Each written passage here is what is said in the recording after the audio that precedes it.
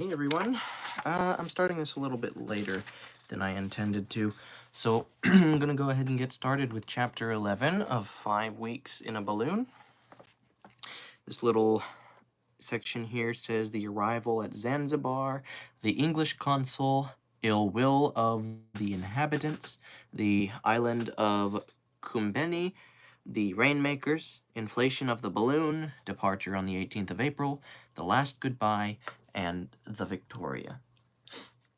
So, let's go ahead and start. It's only got 4 pages, which is 1 page longer than the last couple videos, but shouldn't take long. Chapter 11. An invariably favorable wind had accelerated the progress of the Resolute toward the place of her destination. The navigation of the Mozambique Channel was especially calm and pleasant. The agreeable character of the trip by sea was regarded as a good omen of the probable issue of the trip through the air. Everyone looked forward to the hour of arrival, and sought to give the last touch to the doctor's preparations. Excuse me. At length the vessel hove in sight of the town of Zanzibar upon the island of the same name, and on the 15th of April at 11 o'clock in the morning, she anchored in the port. The island of Zanzibar belongs to the Imam of Muscat, an ally of France and England, and is undoubtedly his finest settlement. The port is frequented by a great many vessels from the neighboring countries. The island is separated from the African coast only by a channel, the greatest width of which is but 30 miles. It has a large trade in gums, ivory, and, above all, in ebony, for Zanzibar is the greatest slave market. Oh boy, ebony was in quotes. I had a feeling that's what it was talking about. Thither converges all the booty captured in the battles, which the chiefs of the interior are continually fighting. This traffic extends along the whole eastern coast and as far as the Nile latitudes. Mr. G. Lejeune even reports that he has seen it carried on openly under the French flag. Upon the arrival of the Resolute, the English consul at Zanzibar came on board to offer his services to the doctor, of whose projects the European newspapers had made him aware for a month past. But up to that moment, he had remained with the numerous phalanx of the incredulous. I doubted, said he, holding out his hand to Dr. Ferguson. But now I doubt no longer. He invited the doctor, Kennedy, and the faithful Joe, of course, to his own dwelling. Through his courtesy, the doctor was enabled to have knowledge of the various letters that he had received from Captain Speke. The captain and his companions had suffered dreadfully from hunger and bad weather before reaching the Ugogo country. They could advance only with extreme difficulty and did not expect to be able to communicate again for a long time. Those are perils and privations which we shall manage to avoid, said the doctor. The baggage of the 3 travelers was conveyed to the consul's residence.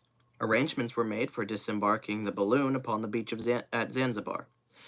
There was a convenient spot near the signal mast, close by an immense building, that would serve to shelter it from the east winds. This huge tower, resembling a tun standing on one end, beside which the famous Heidelberg tun would have seemed but a very ordinary barrel, served as a fortification, and on its platform were stationed Beluchis, armed with lances.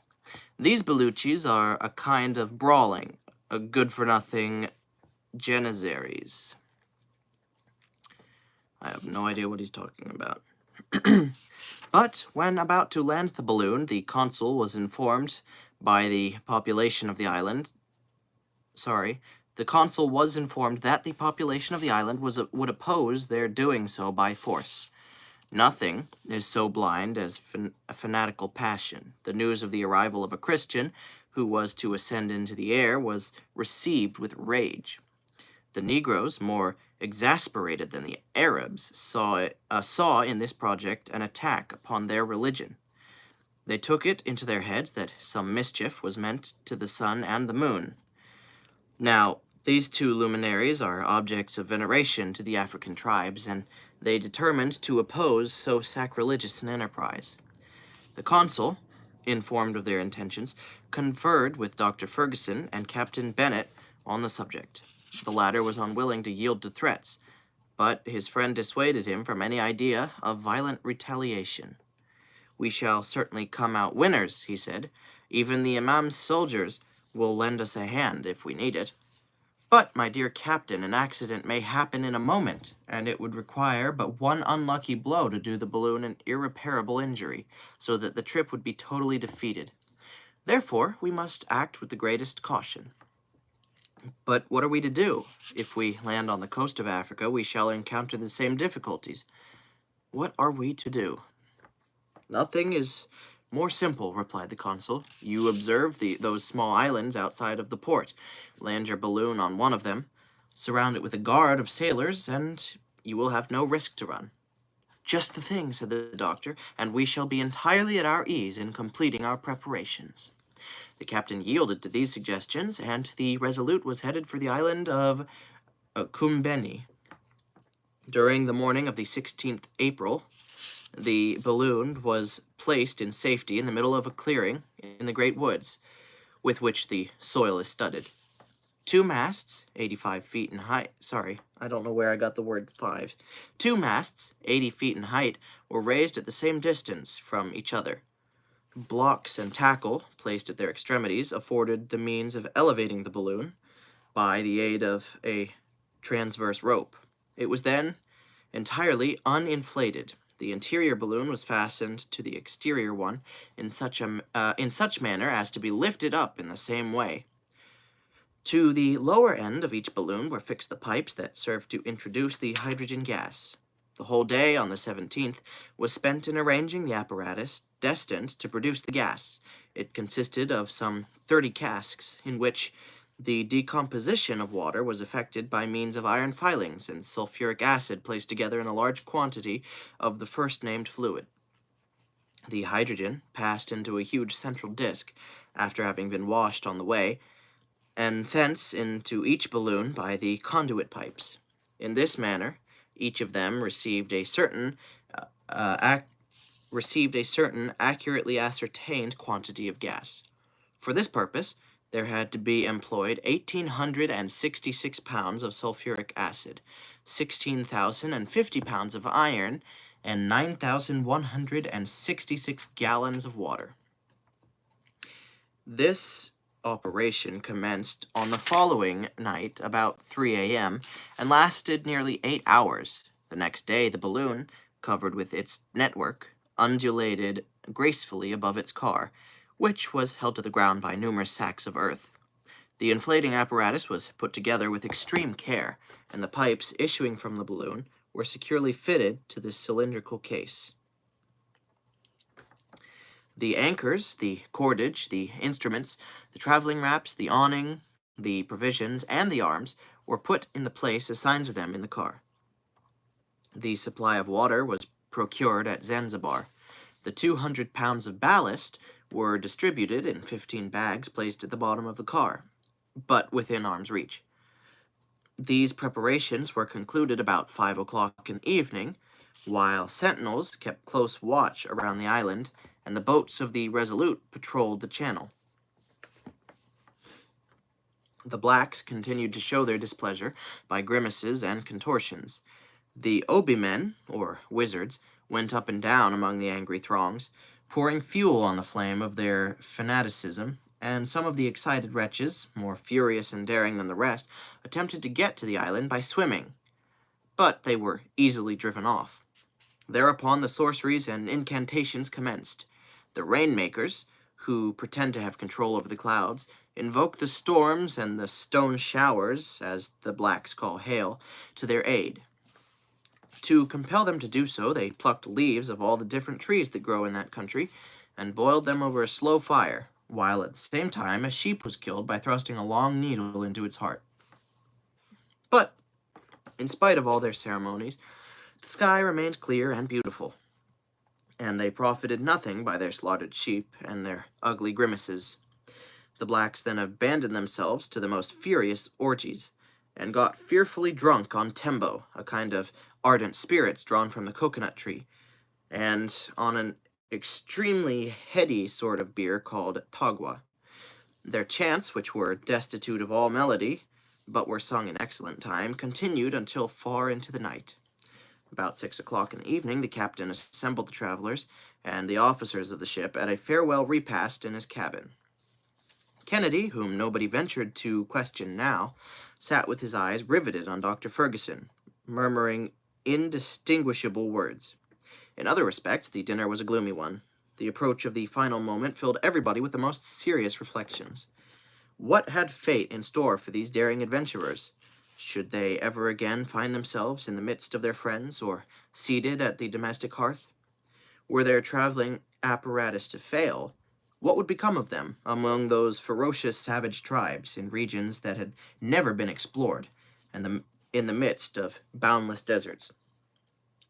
Such thoughts as these, which had been dim and vague until then, or but slightly regarded when they came up, returned upon their excited fancies with intense force at this parting moment. Dr. Ferguson, still cold and impassible, talked of this, that, and the other, but he strove in vain to overcome this infectious gloominess. He utterly failed. As some demonstration against the personal safety of the doctor and his companions was feared, all three slept that night on board the Resolute. At 6 o'clock in the morning, they left their cabin and landed on the island of Kumbeni. The balloon was swaying gently to and fro in the morning breeze. The sandbags that had held it down were now replaced by some 20 strong-armed sailors, and Captain Bennet and his officers were present to witness the solemn departure of their friends. At this moment, Kennedy went right up to the doctor, grasped his hand, and said, "Samuel, have you absolutely determined to go?" "Solemnly determined, my dear Dick. I have done everything that I could to prevent this expedition, have I not?" "Everything." "Well, then, my conscience is clear on that score, and I will go with you." "I was sure you would," said the doctor, betraying in his features swift traces of emotion. At last, the moment of final leave-taking arrived. The captain and his officers embraced their dauntless friends with great feeling, not expecting even Joe, who, worthy fellow, was as proud and happy as a prince. Everyone in the party insisted upon having a final shake of the doctor's hand. At 9 o'clock, the three travelers got into their car. The doctor lit the combustible in his cylinder and turned the flame so as to produce a rapid heat, and the balloon, which had rested on the ground in perfect equipoise, began to rise in a few minutes, so that the seamen had to slacken the ropes they held it by. The car then rose about 20 feet above their heads. "My friends," exclaimed the doctor, standing up between his two companions and taking off his hat, "let us give our aerial ship a name that will bring her good luck. Let us christen her Victoria." This speech was answered with stentorian cheers of "Huzzah for the Queen! Huzzah for old England!" At this moment, the ascensional force of the balloon increased prodigiously, and Ferguson, Kennedy, and Joe waved a last goodbye to their friends. "Let go all!" shouted the doctor, and at the word, the Victoria shot rapidly up into the sky, while the 4 carronades on board the Resolute thundered forth a parting salute in her honor.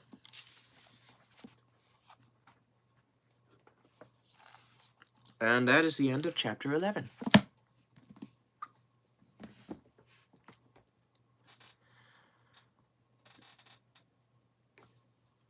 I got a little bit here in the chat saying hello and asking how's today read.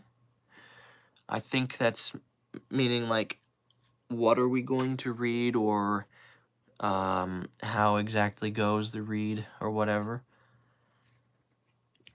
Not entirely sure, but it was good. I've been waiting since I started to see them take off, and now I'm curious to see what happens next. Now that they're in the air, their adventure has started, and something tells me they're probably going to crash the balloon at some point and have to fix it up. I'm not entirely sure.